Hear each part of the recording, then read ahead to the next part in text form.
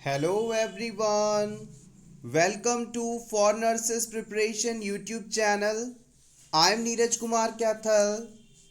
Today is 19 February 2022 and today's important MCQs for upcoming nursing recruitment exams are first question. A patient tells you that her urine is starting to look discolored. If you believe this change is due to medication, which of the following patient's medication does not cause urine discoloration? आपको इन चारों options में से उस option को select करना है जो कि यूरिन को डिसकलर नहीं करती हो, यानी ऐसी मेडिसिन जिसे लेने के बाद यूरिन का कलर नहीं बदलता हो। पूरे क्वेश्चन में सबसे ज़्यादा इम्पॉर्टेंट ये वर्ड है नॉट। अगर इसे आप स्किप कर गए, मिस कर गए, तो आप क्वेश्चन का आंसर गलत कर जाएंगे। आपके ऑप्शंस हैं sulfasalazine, levodopa, phenolphthalein and aspirin.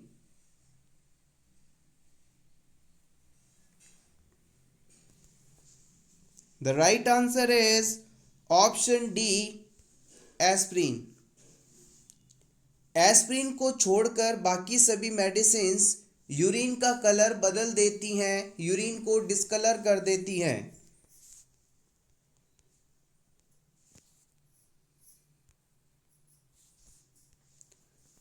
Sulfasalazine may cause your skin or urine to appear orange yellow in color.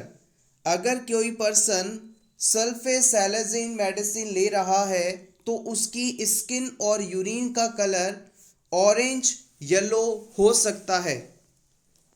Sulfasalazine is a medication used to treat rheumatoid arthritis, ulcerative colitis and Crohn's disease. Sulfasalazine medicine का इस्तेमाल rheumatoid arthritis, ulcerative colitis और क्रोहान्स disease के treatment में किया जाता है। Take screenshot for your revision. अब बात करते हैं ऑप्शन में दी गई नेक्स्ट ड्रग की, L dopa, also known as levodopa and 1,3,4 dihydroxy phenyl alanine. L dopa को आप लेवोडोपा या 1,3,4 डाईहाइड्रोक्सी फिनाइल एलेनिन के नाम से भी जानते हैं। Levodopa is a dopamine precursor used in the management of Parkinson disease. L-dopa medicine भी पार्किंसन डिजीज के ट्रीटमेंट में इस्तेमाल की जाती है। You should know that while taking levodopa and carbidopa, your saliva, urine, sweat may become dark color, red, brown और black. जब भी कोई पर्सन पार्किंसन के ट्रीटमेंट के लिए एल डोपा या कार्बिडोपा, इन दोनों में से कोई भी मेडिसिन लेता है तो उसका सलाइवा, यूरिन और स्वेट, इनका कलर रेड, ब्राउन या ब्लैक हो सकता है। Take screenshot for your revision. Next आता है फिनोल फेलिन is a drug used for symptomatic relief of constipation and bowel cleansing prior to medical procedure. Phenolphthalein drug का इस्तेमाल किसी भी मेडिकल प्रोसीजर से पहले बाउल को क्लियर करने के लिए, कॉन्स्टिपेशन को रिलीव करने के लिए इस्तेमाल किया जाता है और इस ड्रग के कारण भी यूरिन का कलर बदल सकता है। Question number 2. Which complication of cardiac catheterization should the nurse monitor for in the initial 24 hours after the procedure? किसी पेशेंट को कार्डियक कैथेटराइजेशन किया गया है, इस प्रोसीजर के बाद शुरुआती 24 घंटों में कौन सा कॉम्प्लिकेशन देखने को मिल सकता है? Option A angina at rest, option B thrombus formation, option C dizziness, option D falling blood pressure.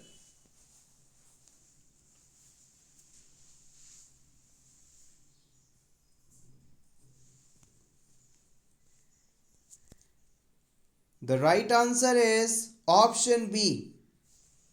याद रखिएगा, कार्डियक कैथेटराइजेशन करने के बाद पहले 24 घंटों में इम्पॉर्टेंट कॉम्प्लिकेशन थ्रोम्बस फॉर्मेशन के रूप में देखा जाता है। आइए सबसे पहले जान लेते हैं कि कार्डियक कैथेटराइजेशन क्या है। इस वर्ड को अगर अपन देखें तो ये कार्डियक और कैथेटराइजेशन दो चीज़ों का मिक्सचर है। कार्डियक शब्द का मतलब आप अच्छे से जानते हैं, हार्ट। और कैथेटराइजेशन क्या है? कैथेटर एक ट्यूब होती है, यानी कि अगर हम बॉडी में किसी ब्लड वेसल के थ्रू हार्ट तक एक ट्यूब या कैथेटर को इंसर्ट करें तो ये प्रोसीजर कार्डियक कैथेटराइजेशन कहलाता है। कार्डियक कैथेटराइजेशन क्यों किया जाता है? अगर मान लीजिए किसी पर्सन के अंदर हार्ट को ब्लड सप्लाई करने वाली कोई ब्लड वेसल जिसमें ब्लॉकेज है और हमें ये पता करना है कि किस ब्लड वेसल में ब्लॉकेज है, तो उसके लिए हम इस प्रोसीजर का इस्तेमाल करते हैं। वैसे देखा जाए तो कार्डियक कैथेटराइजेशन का इस्तेमाल डायग्नोस्टिक और थेराप्यूटिक दोनों ही पर्पस से किया जाता है। इस प्रोसीजर को करने के बाद पहले 12 आवर्स के अंदर पेशेंट में जिस साइड से हम कैथेटर को इंसर्ट करते हैं वहाँ पर ब्लीडिंग हो सकती है और इस ब्लीडिंग के कारण पेशेंट को डिजीनेस यानी वर्टिगो यानी चक्कर आना और फॉलिंग ब्लड प्रेशर जैसी फाइंडिंग्स हो सकती हैं। आपसे क्वेश्चन में पूछा गया था कि 24 घंटों में कौन सी फाइंडिंग होने की संभावना है, तो उसके लिए आंसर थ्रोम्बस फॉर्मेशन जाएगा। अगर आपसे पूछा जाता है कि इमीडिएटली कार्डियक कैथेटराइजेशन प्रोसीजर के बाद पहले 12 घंटों में कौन सा कॉम्प्लिकेशन डेवलप हो सकता है, तो उस सिचुएशन में आप आंसर डिजीनेस और फॉलिंग ब्लड प्रेशर को देते, बिकॉज ब्लड के लॉस होने के कारण, ब्लीडिंग होने के कारण पेशेंट में ये दोनों फाइंडिंग्स देखी जा सकती थी। लेकिन 24 आवर्स में पूछा जा रहा है तो वहां पर थ्रोम्बस फॉर्मेशन सबसे ज़्यादा इंपॉर्टेंट है। मान लीजिए किसी भी पर्सन के अंदर आपने कार्डियक कैथेटराइजेशन किया और वहां पर थ्रोम्बस बन गया। ये थ्रोम्बस उस जगह से निकलकर वाइटल ऑर्गन्स को ब्लड सप्लाई करने वाली माइन्यूट ब्लड वेसल्स में जाकर उन्हें ब्लॉक कर देता है, जिसके कारण वाइटल ऑर्गन्स तक ब्लड सप्लाई नहीं पहुंच पाती और पर्सन में ये सिचुएशन लाइफ थ्रेटनिंग कॉम्प्लिकेशन के रूप में डेवलप हो सकती है। तो हमेशा हमें कार्डियक कैथेटराइजेशन के बाद पेशेंट के सर्कुलेशन को कंटिन्यूअसली मॉनिटर करना आवश्यक है। और याद रखिएगा, जिस पर्टिकुलर पार्ट से या एक्सट्रीमिटी से कार्डियक कैथेटराइजेशन किया गया है उस एक्सट्रीमिटी की डिस्टल पल्स को इस प्रोसीजर के बाद चेक करना बहुत ही जरूरी है। Question number 3, during fat emulsion transfusion the bottle has visible fat globules at this time, which is the best nursing action?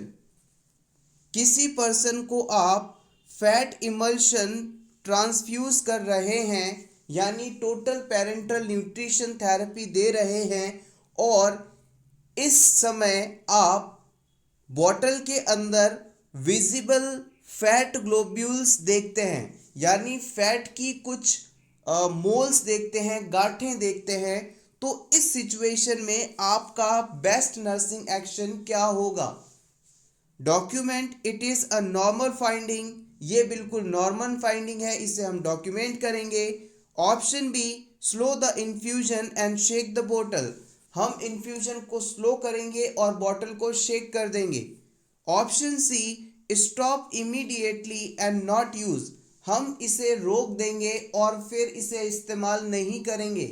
Option D, inform the physician.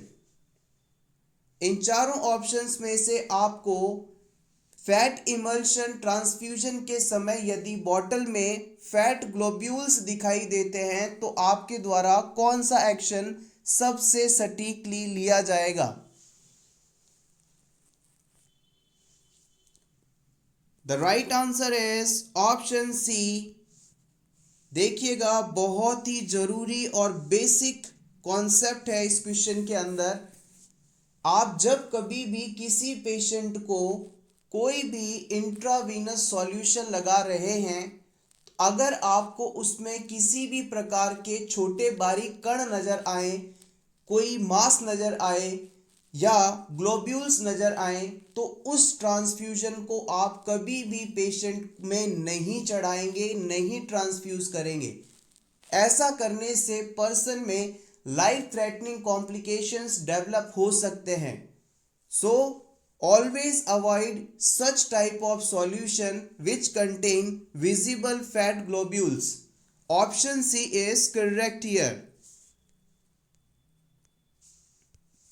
Lipid emulsion or fat emulsion or intralipid refers to emulsion of lipid for human intravenous use. It is indicated as a source of calories and essential fatty acids for patient required parenteral nutrition for extended periods of time, usually more than 5 days, and as a source of essential fatty acids for prevention of FAD. देखिएगा, ऐसे कोई भी patient जिन्हें 5 दिन से ज़्यादा intravenous root से feeding देनी हो, तो इस पर्पस को पूरा करने के लिए हम उन्हें लिपिड इमल्शन या फैट इमल्शन या इंट्रालिपिड देते हैं, और इस प्रकार से दी जा रही फीडिंग को इंट्राविनस फीडिंग के नाम से जानते हैं। इस लिपिड इमल्शन के द्वारा हम पर्सन की calorie requirement, essential fatty acid requirements को पूरा करते हैं। Question number 4, which is the only immunoglobulin that will provide protection to the fetus in womb. आपको उस इम्यूनोग्लोबुलिन को सेलेक्ट करना है जो कि गर्भ में बच्चे को प्रोटेक्शन प्रोवाइड करता है, वुम्ब में बच्चे को प्रोटेक्ट करता है। IgA, IgD, IgE, IgG।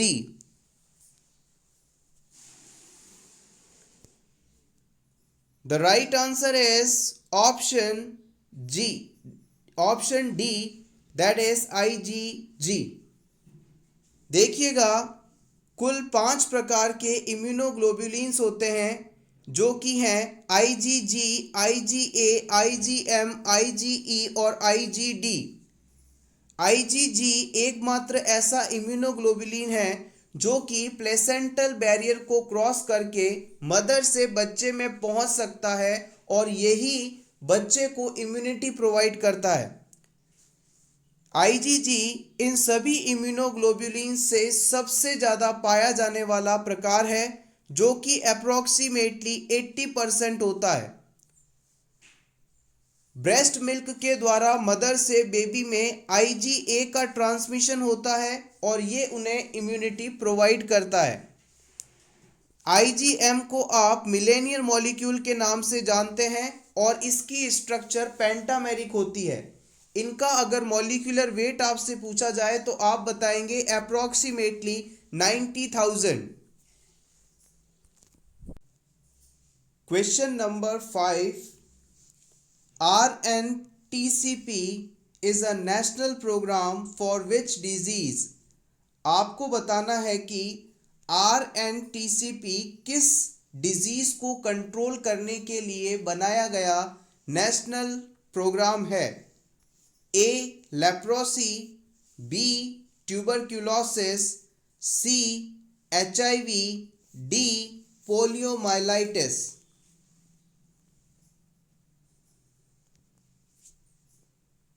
The right answer is option B. RNTCP जो है ट्यूबरक्यूलोसिस डिजीज को कंट्रोल करने के लिए बनाया गया प्रोग्राम था। आइए इसके बारे में और जान लें। RNTCP का फुल फॉर्म है revised national tuberculosis control program और ये 1997 में लॉन्च किया गया था। इस प्रोग्राम का मुख्य उद्देश्य था कि ट्यूबरक्यूलोसिस डिजीज को टीबी डिजीज को प्रिवेंट किया जाए, क्योंकि वर्ष 1993 में 1993 में WHO ने ट्यूबरक्यूलोसिस को ग्लोबल इमरजेंसी घोषित कर दिया था। एक बार फिर से देखते हैं। 1993 में वर्ल्ड हेल्थ ऑर्गेनाइजेशन द्वारा ट्यूबरक्यूलोसिस को ग्लोबल इमरजेंसी घोषित किया गया।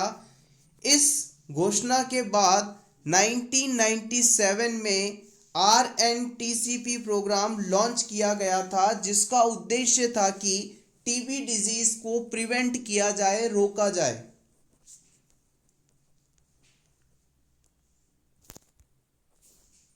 Directly observed treatment short course is running under RNTCP program.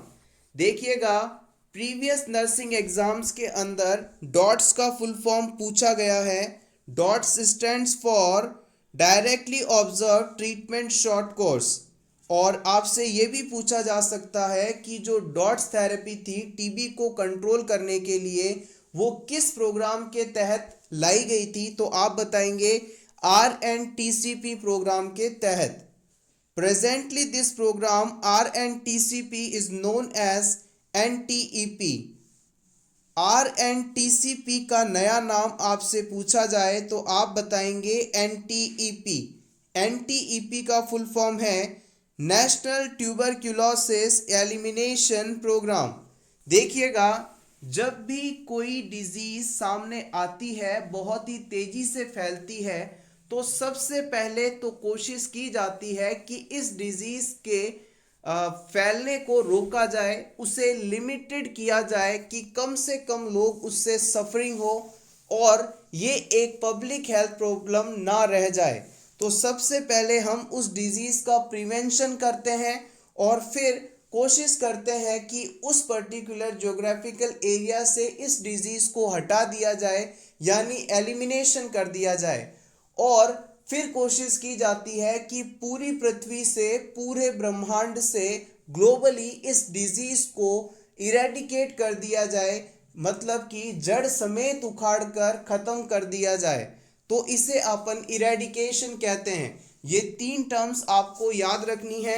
सबसे पहले प्रिवेंशन, फिर एलिमिनेशन और उसके बाद में eradication. According to NTEP, the main goal of TB should be eliminated before or at 2025. इस NTEP यानी नेशनल ट्यूबरक्यूलोसिस एलिमिनेशन प्रोग्राम का उद्देश्य है कि 2025 तक हमें टीबी को एलिमिनेट करना है।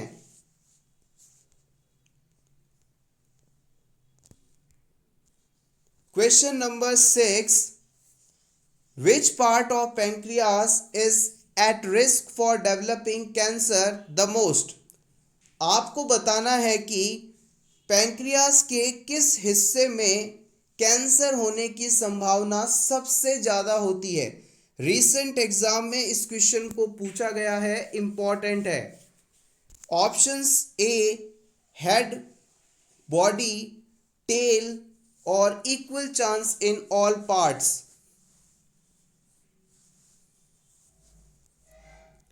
The right answer is option A.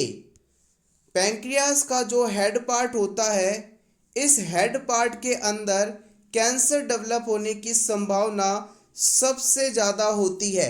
Option A is correct here. Question number 7, the nurse is caring for a client who has been placed in skin traction. Which action by the nurse provides for counter traction to reduce shear and friction? किसी patient को fracture हुआ है और इसे skin traction लगाया गया है। Skin traction लगा होने के कारण पर्सन में शियर और फ्रिक्शन हो सकता है। इसे रिड्यूस करने के लिए नर्स काउंटर ट्रैक्शन के रूप में कौन सा एक्शन ले जो सही माना जाएगा? Option 1, slightly elevating the head of the bed, हम पेशेंट के हेड साइड को एलिवेट करेंगे। ऑप्शन 2, प्रोवाइड एन ओवरहेड ट्रैपीजे, हम पेशेंट को ओवरहेड ट्रैपीजे प्रोवाइड करेंगे। Option 3, slightly elevating the foot of the bed, हम पेशेंट के बेड के फुट एंड को एलिवेट कर देंगे। या फिर ऑप्शन 4, यूजिंग अ फुटबोर्ड, हम फुटबोर्ड का इस्तेमाल करेंगे।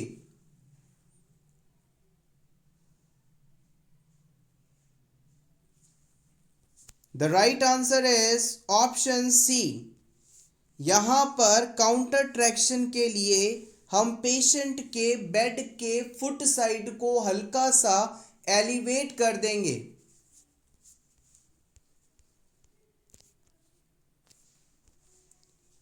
The part of bed under an area in traction is usually elevated to aid counter traction. For the client in skin traction which is applied in leg, the foot end of bed is elevated. देखिएगा, जब भी किसी person के पैर में fracture होता है तो इस फ्रैक्चर के ट्रीटमेंट के लिए ऑपरेशन करना होता है। ऑपरेशन से पहले पेशेंट में डेवलप होने वाले स्पाज्म को या डिस्कम्फर्ट को कम करने के लिए हम स्किन ट्रैक्शन अप्लाई करते हैं। स्किन ट्रैक्शन को अप्लाई करने का सिंपल सा पर्पस है कि पेशेंट के लेग को एक विशेष डायरेक्शन में पुल करके रखना, जिससे कि पेशेंट में डिस्कम्फर्ट और स्पाज्म ना डेवलप हो। इसके लिए हम क्या करते हैं कि पेशेंट के लेग को इस प्रकार से कंप्लीटली बाउंड करते हैं और बेड के एंड पर इस प्रकार से वेट को हैंग कर देते हैं, लटका देते हैं। इसके कारण जो पर्सन का फ्रैक्चर्ड एक्सट्रीमिटी है, लेग है, वो एक ही डायरेक्शन में खिंचा हुआ रहता है, जिसकी वजह से पेशेंट में डिस्कम्फर्ट नहीं होता। अब मान लीजिए यहाँ क्वेश्चन में बताया गया था, पूछा गया था कि काउंटर ट्रैक्शन के लिए नर्स क्या करेंगी। काउंटर ट्रैक्शन का मतलब है कि लेग में जो वेट आपने लटकाया है वो ज़मीन से ऊपर रहे, वो ज़मीन पर टच ना करे। इसके लिए हम क्या करेंगे, पेशेंट जिस जगह पर लेटा है बेड पर, उसका जो फुट एंड है उसे हल्का सा एलिवेट कर देंगे, ऊपर कर देंगे। ऑप्शन 2 के अंदर कहा गया था कि हम इस पेशेंट को ओवरहेड ट्रैपीजे प्रोवाइड करेंगे। ओवरहेड ट्रैपीजे एक ऐसा डिवाइस होता है जो पेशेंट के बेड में मूवमेंट को इजी बनाता है। हम पेशेंट के हेड साइड पे इस प्रकार से एक हैंगिंग हैंडल दे देते हैं, जिसको पकड़कर पेशेंट बेड में अपनी पोजीशन को चेंज कर पाता है। इसे हम ओवरहेड ट्रैपीजे के नाम से जानते हैं। यहाँ पर इसका कोई पर्पस नहीं है। ऑप्शन 1 के अनुसार यदि पेशेंट के हेड एंड को आप एलिवेट करेंगे तो इससे काउंटर ट्रैक्शन नहीं मिलेगा, और अगर पेशेंट में आप फुट बोर्ड का इस्तेमाल करते हैं तो ऐसा करके आप फुट ड्रॉप को रोक सकते हैं। So option 3 is correct here. Question number 8, a client comes to the clinic for the treatment of recurrent pelvic inflammatory disease. The nurse recognizes that this condition most frequently follows which type of infection? एक patient आपसे clinic में मिलता है जिसे बार बार pelvic inflammatory disease हो रहा है। आप जानते हैं कि पेल्विक इन्फ्लामेटरी डिजीज किस इन्फेक्शन के बाद मोस्ट कॉमनली होता है? आपके ऑप्शंस हैं trichomoniasis, option B chlamydia, option C staphylococcus, option D Streptococcus.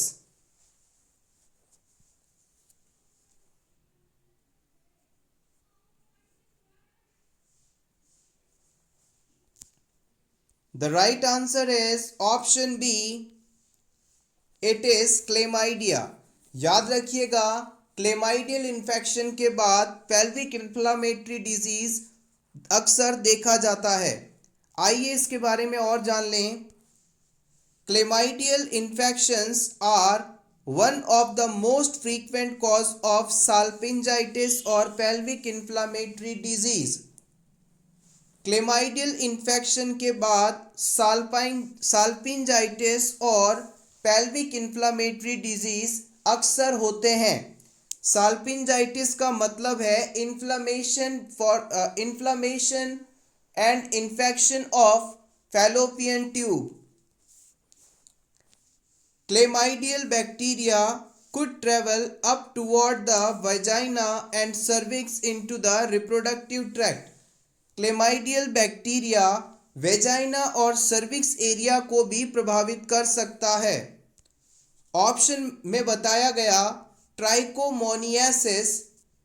Trichomoniasis is a very common sexually transmitted disease, but it rarely predisposes to pelvic inflammatory disease. देखिएगा, trichomoniasis जो है sexually transmitted disease है और ये अक्सर females में देखा जाता है, लेकिन इस ट्राइकोमोनियासिस इन्फेक्शन के कारण पेल्विक इन्फ्लामेटरी डिजीज नहीं होता। Staphylococcus and Streptococcus may cause PID but rarely occurs. Staphylococcus और Streptococcus से PID हो सकता है, पेल्विक इन्फ्लामेटरी डिजीज हो सकता है, लेकिन ये दोनों ऑर्गेनिज्म रेयरली PID करवाते हैं। इस क्वेश्चन में आपसे मोस्ट कॉमन कॉज पूछा गया था, जिसकी वजह से आंसर क्लेमाइडिया को माना गया है। Pelvic inflammatory disease or PID is the infection of the organs of women reproductive system। अब बात कर लेते हैं कि एग्जैक्टली ये पेल्विक इन्फ्लामेटरी डिजीज होता क्या है। पेल्विक इन्फ्लामेटरी डिजीज के अंदर वुमेन के रिप्रोडक्टिव सिस्टम में इन्फेक्शन हो जाता है। It includes uterus, ovaries, fallopian tube, cervix. और रिप्रोडक्टिव सिस्टम के अंदर यूट्रस, ओवरीज, फैलोपियन ट्यूब और सर्विक्स मुख्य रूप से प्रभावित होते हैं। It usually caused by sexually transmitted infection like chlamydia और gonorrhoea and it is treated with antibiotics. याद रखिएगा, पीआईडी के दो सबसे इंपॉर्टेंट बड़े कारण हैं। पहला है क्लेमाइडिया, जो कि इस क्वेश्चन में आपसे पूछा गया था, और दूसरा होता है गोनोरिया। और इन दोनों के ही ट्रीटमेंट के लिए हम एंटीबायोटिक मेडिसिन का इस्तेमाल करते हैं। अब बात करते हैं कि आप में पीआईडी होने पर कौन से सिम्टम्स देखने को मिल सकते हैं। तो इसमें pain, fever, vaginal discharge common इसके सिम्टम्स हैं। आप चाहें तो इसका स्क्रीनशॉट ले सकते हैं। पेल्विक इन्फ्लामेटरी डिजीज से अक्सर क्वेश्चंस पूछे जाते हैं, इंपॉर्टेंट हैं। Question number 9. Which of the following is a risk factor of cervical cancer? आपको बताना है कि सर्वाइकल कैंसर का रिस्क फैक्टर क्या है। Sexual experience with one partner, sedentary lifestyle, obesity, adolescent pregnancy।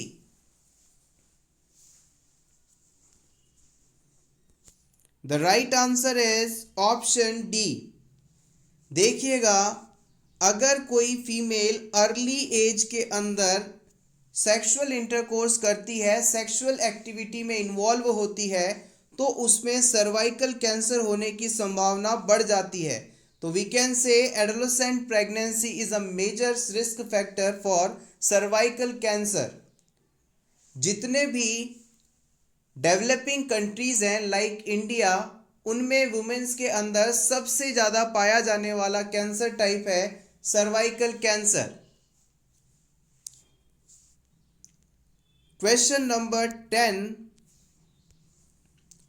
a client comes to the clinic complaining of fever, drenching night sweats, and unexplained weight loss and single enlarged supraclavicular lymph node.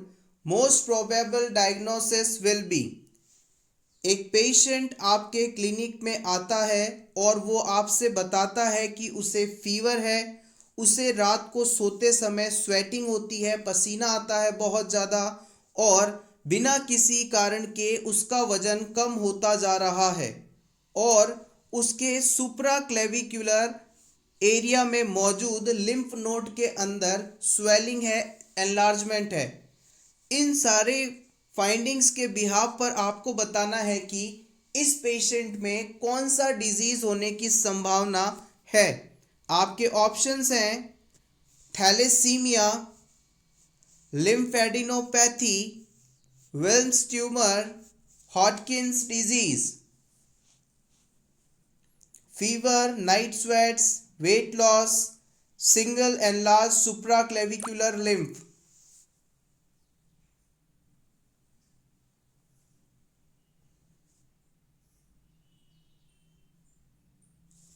The right answer is option D.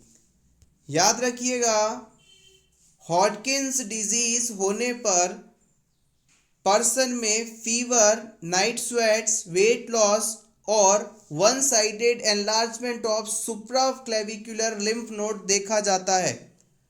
हॉटकिंस disease को यदि simply आप कहें तो इसे आप lymph node का cancer भी कह सकते हैं। लिम्फेटिक सिस्टम में पाए जाने वाली लिम्फ नोड का कैंसर हॉटकिंस डिजीज कहलाता है और इस डिजीज के होने पर पेशेंट में रीड स्टर्नबर्ग सेल्स की मौजूदगी देखी जाती है। Question number 11, before giving ECT, lipstick, nail polish और any other makeup should be removed. What is the purpose behind this? किसी भी पर्सन को इलेक्ट्रोकन्वल्सिव थेरेपी देने से पहले आप उसके मेकअप को हटा देते हैं, लिपस्टिक को, नेल पॉलिश को हटा देते हैं। ऐसा करने के पीछे सबसे बड़ा कारण क्या है, क्यों इसे हटाया जाता है? ऑप्शन ए, देयर में be reduce effect of ECT. अगर आप इसे नहीं हटाएंगे तो ईसीटी का पूरा इफेक्ट नहीं आ पाएगा। Option B, it should not be done. ऐसा नहीं किया जाता, ये गलत स्टेटमेंट है। ऑप्शन सी, लिपस्टिक और नेल पॉलिश में इंक्रीज वोल्टेज ऑफ ईसीटी। जब आप पेशेंट को ईसीटी का करंट देते हैं तो लिपस्टिक और नेल पॉलिश के कारण जो वोल्टेज है वो बढ़ सकता है। Option D, to do this is very essential to check for cyanosis. Patient में ईसीटी के बाद कहीं साइनोसिस तो नहीं डेवलप हो रहा, इसे आइडेंटिफाई करने के लिए इन चीज़ों को हटाया जाता है। What is the exact reason behind the removal of makeup? The right answer is option D. देखिएगा, साइनोसिस का मतलब होता है शरीर के किसी हिस्से का नीला पड़ जाना, और नीला उस समय वो हिस्सा पड़ेगा जब वहाँ पर ऑक्सीजन की कमी होगी, और ऑक्सीजन की कमी होना पेशेंट के लिए लाइफ थ्रेटनिंग कंडीशन हो सकती है। तो ईसीटी के बाद पेशेंट की बॉडी में ऑक्सीजन तो कम नहीं हो रही, इस चीज़ को आइडेंटिफाई करने के लिए हम पेशेंट के लिप्स को और नेल एरिया को देखते हैं, क्योंकि ऑक्सीजन की बॉडी में कमी होते ही सबसे पहले इन एरियाज के अंदर ब्लूइश डिस्कलरेशन होता है, या यूं कहें साइनोसिस डेवलप होता है। तो हमेशा याद रखें, ईसीटी प्रोसीजर हो या फिर किसी प्रकार का ऑपरेशन हो, उसमें जाने से पहले पेशेंट के नेल पेंट, लिपस्टिक और किसी भी प्रकार के मेकअप को रिमूव कर देना जरूरी होता है। Option D is correct here. Question number 12, Rogam is most often used to treat mothers that have a infant। आपको बताना है कि रोगम जो इंजेक्शन है उसका इस्तेमाल उन मदर्स में स्पेशली किया जाता है जिनके बच्चे कैसे हों। Option A, RH positive mother हो, RH पॉजिटिव बेबी हो तो रोगम इस्तेमाल करेंगे। RH positive mother, RH negative infant हो तो रोगम इस्तेमाल करेंगे। RH negative, RH positive, RH negative, RH negative, इन चारों में से आपको सिलेक्ट करना है कि किस कॉम्बिनेशन में रोगम का इस्तेमाल किया जाता है।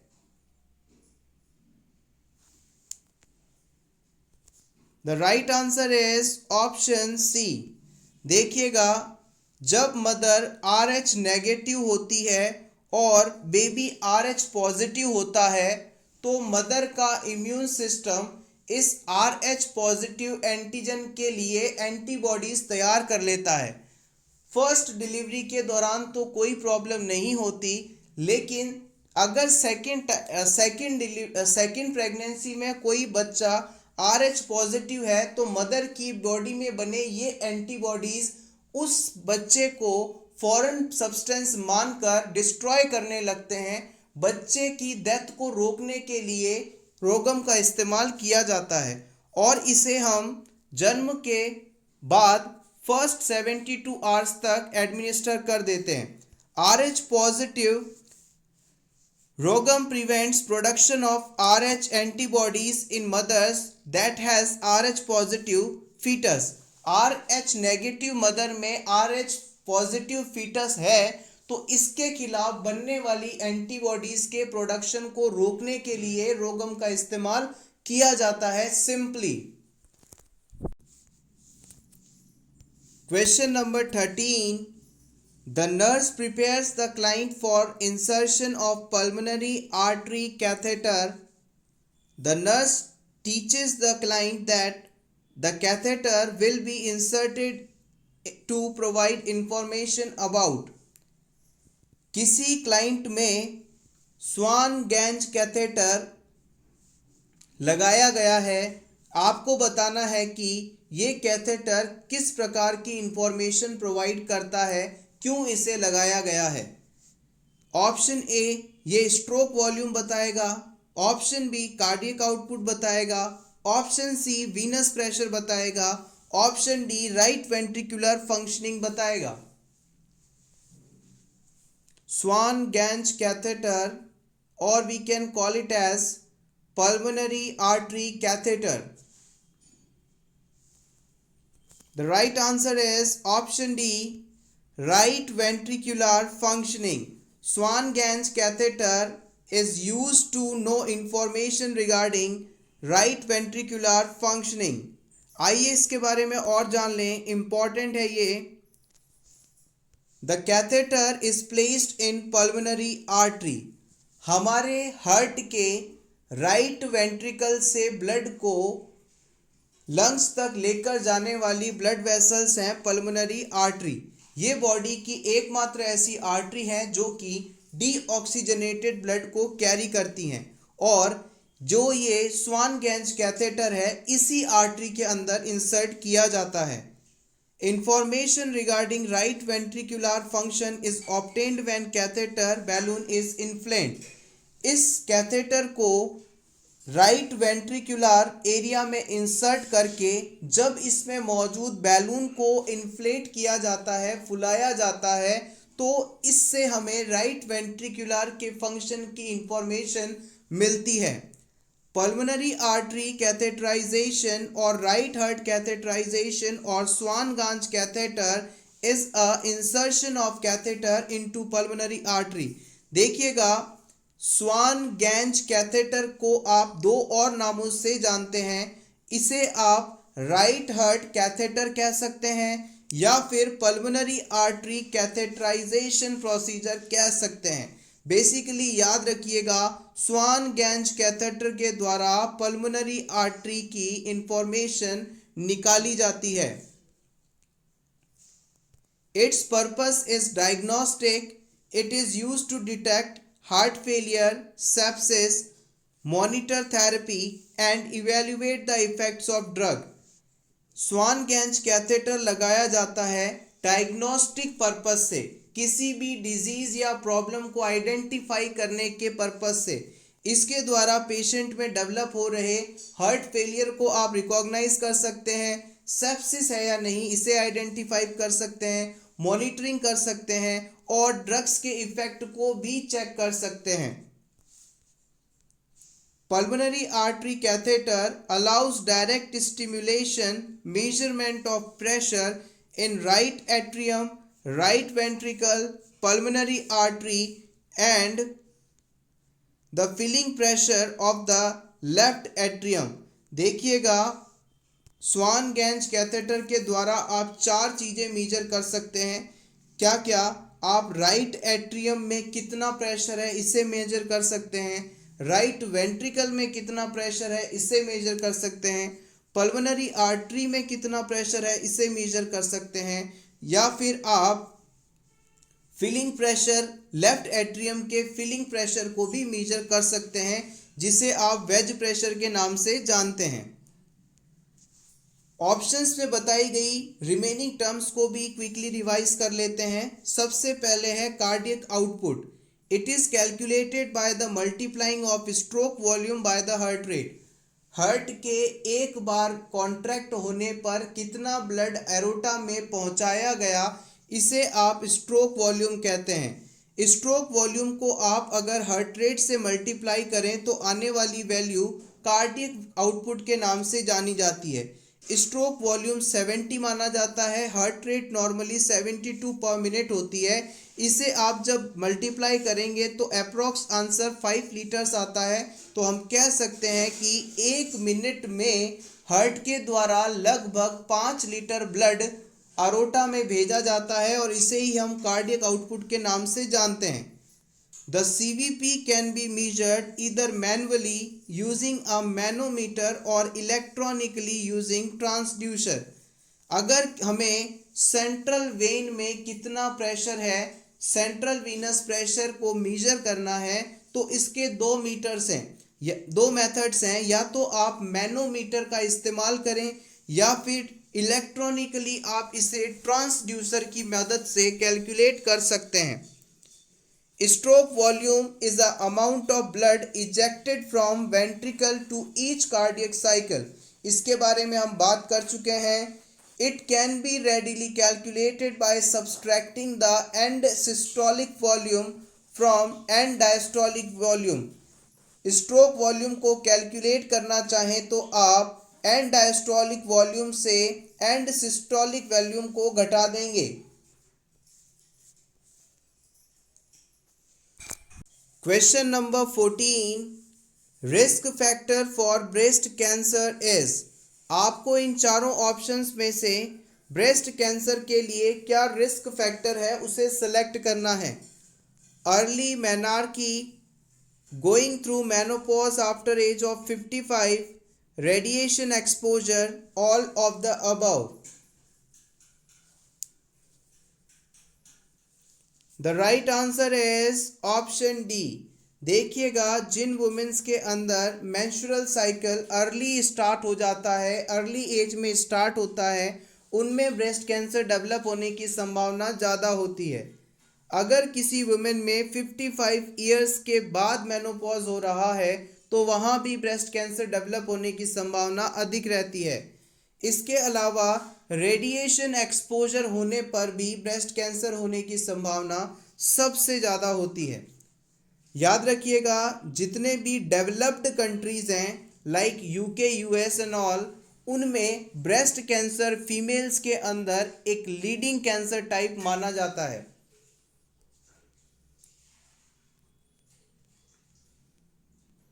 Question number 15, Which of the following is major complication associated with incomplete abortion? अगर किसी वुमेन में इनकम्प्लीट एबॉर्शन हुआ है तो इस सिचुएशन में मेजर कॉम्प्लिकेशन क्या हो सकता है? Option A profuse bleeding, option B sepsis, option C choriocarcinoma, option D blood coagulation disorders. The right answer is option A. याद रखिएगा, इनकम्प्लीट एबॉर्शन होने पर प्रोफ्यूज ब्लीडिंग सबसे बड़ा कॉम्प्लिकेशन हो सकती है।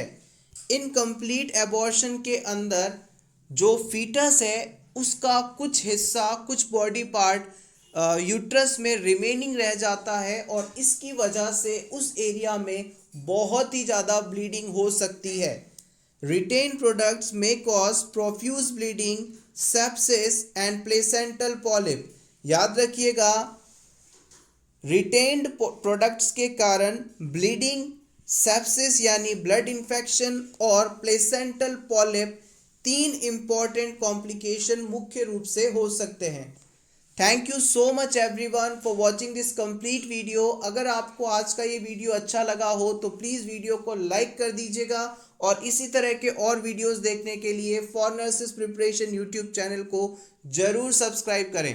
Best of luck.